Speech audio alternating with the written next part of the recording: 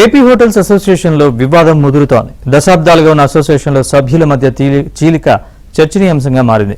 AP hotels association అధ్యక్షుడిగా ఉన్న స్వామి అకస్మాత్తుగా రాజీనామా చేసి కొత్త అసోసియేషన్ ఏర్పాటు చేయడంపై ఇతర సభ్యులు ఆగ్రహం వ్యక్తం చేస్తున్నారు.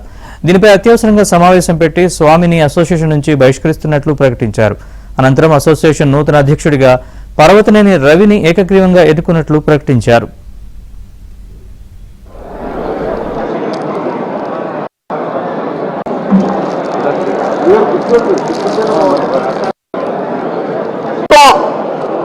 బార్ లైసెన్సుల మీద 66 లక్షలు ఉన్న బార్ లైసెన్స్ ని 25 లక్షలకి తగ్గించడం జరిగిందండి.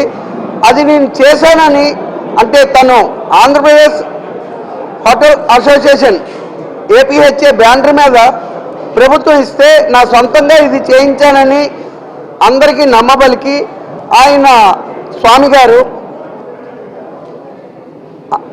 కొత్త అసోసియేషన్ ప్రారంభించారండి.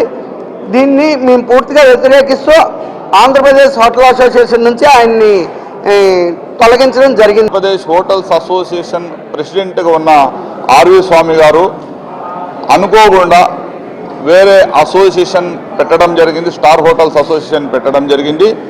అలాగే మా Andhra Pradesh hotels association resignation letter కూడా ఆయన ఇవ్వడం జరిగింది.